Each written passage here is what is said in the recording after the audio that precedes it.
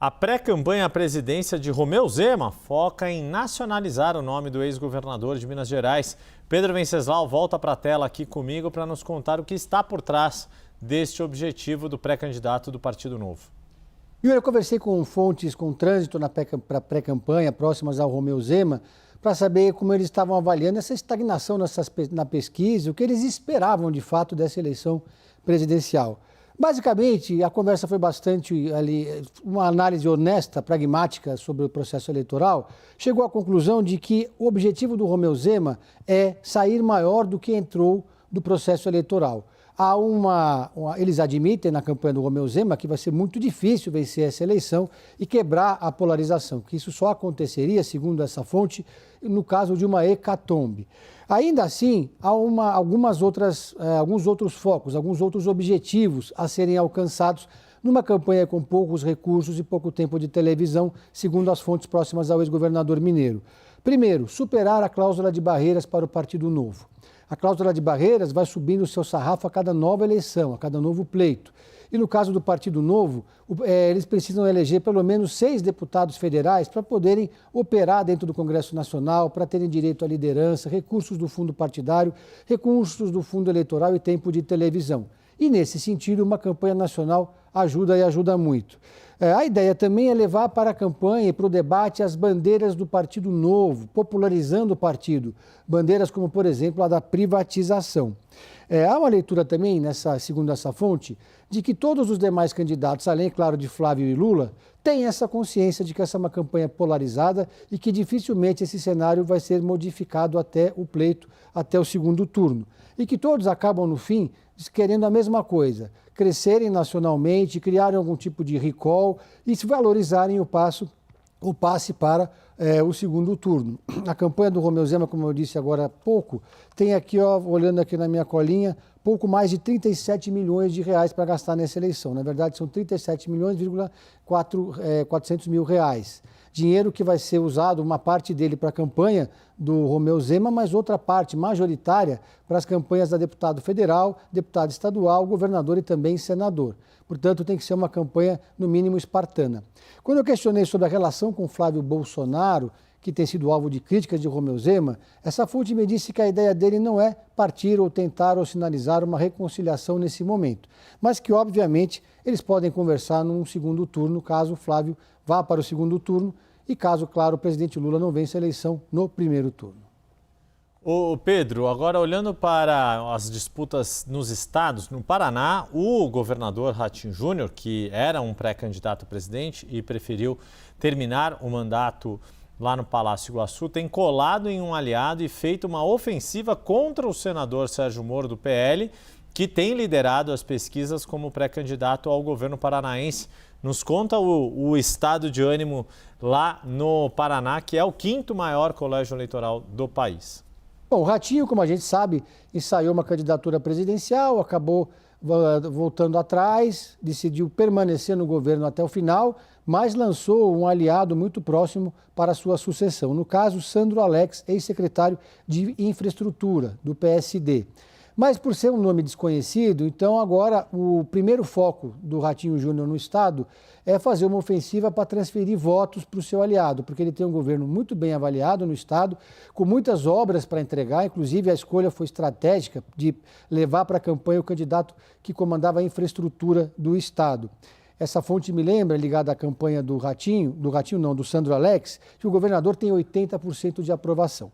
Então, qual a ideia? Primeiro, eles estão produzindo uma série de vídeos, alguns com inteligência artificial, no qual o governador passa a braçadeira, que usa no braço para o jogador de futebol, que é o capitão do time. Passa isso para o Sandro Alex, mostrando que a partir de agora é ele que assume o comando do estado e o comando da máquina.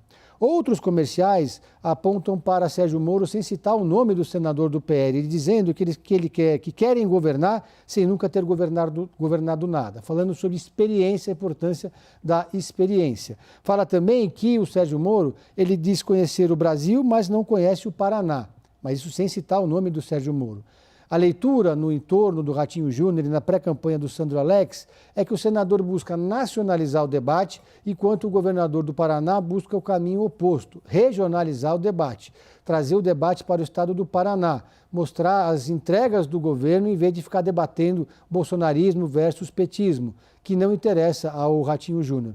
Aliás, de fato, o candidato a governador do governador, que está no cargo, ele tem feito uma campanha sem mencionar os candidatos à presidência da República. É claro que Ratinho Júnior vai abrir o palanque, vai receber no palanque de Sandro Alex o seu candidato a governador, que é o Ronaldo Caiado, do PSD, a quem ele já declarou apoio.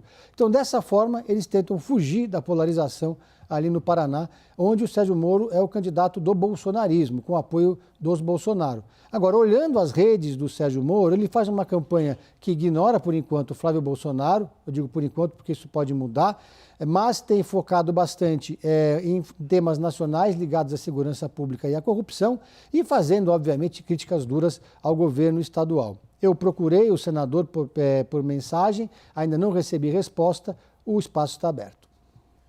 Pedro Venceslau trazendo informações do Paraná. E agora a gente traz aqui, Pedro, você tem apuração sobre o pré-candidato à presidência pelo partido Missão, Renan Santos. Ele decidiu deixar para os candidatos a deputado o dinheiro do fundo eleitoral ao que o partido tem direito e aposta em uma vaquinha para arrecadar recursos. É uma estratégia que faz sentido para um pré-candidato que tem se destacado por meio das redes sociais como Renan Santos. O que você conseguiu de apuração a esse respeito, Pedro?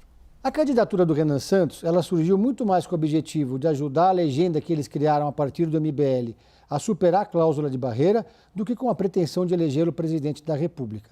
E aí eles mesmos estão surpresos com o desempenho do Renan Santos, que em todos os levantamentos tem marcado pontos tanto quanto os seus adversários com muito mais estrutura, no caso Romeu Zema e Ronaldo Caiado, entre 3% e 4% das intenções de voto. E aí eu fui falar sobre dinheiro e estrutura com o Renato Batista, que é o tesoureiro nacional do partido Missão. Ele falou o seguinte, olha, o Missão tem 3,3 milhões de reais do fundo eleitoral e 0 do fundo partidário. Apenas um deputado, que é o Kim Kataguiri. Esse dinheiro poderia ser usado para a campanha do Renan Santos, mas não vai. Eles vão priorizar as campanhas para deputado federal. Segundo o Renato Batista, são 500 candidatos a deputado federal do partido Missão em todo o país. São 10 candidatos a governador e 3 candidatos ao Senado. Então, diante disso, o Renan Santos foi lá e promoveu uma vaquinha, o crowdfunding, que arrecadou, segundo o Renato Batista, R$ 1.200.000 até agora. Em termos de números de campanha eleitoral, é pouco, mas é mais do que arrecadou, por exemplo, Jair Bolsonaro, com uma vaquinha semelhante em 2022, R$ 1.100.000. Aí ele contou que o Renan Santos tem feito campanha usando voo de carreira, obviamente, ou de carro. Ele tem preferido viajar de carro. E contou uma história inusitada, que ele estava viajando pelo Maranhão para fazer campanha e o pneu do carro furou 8 vezes. E ele próprio, Renan, teve que trocar o pneu do veículo. É uma campanha, segundo o Renato Batista falou, espartana, de um candidato que vem pontuando igual ou até com números maiores de que adversários que são ex-governadores e de partidos com uma estrutura muito maior. Pois, né, e Renan Santos relatou as dificuldades de pré-campanha de um partido sem recursos como Missão, um partido recém-fundado, inclusive aqui em entrevista à CNN, aqui ao 360. Pedro Venceslau, muito obrigado mais uma vez, meu caro.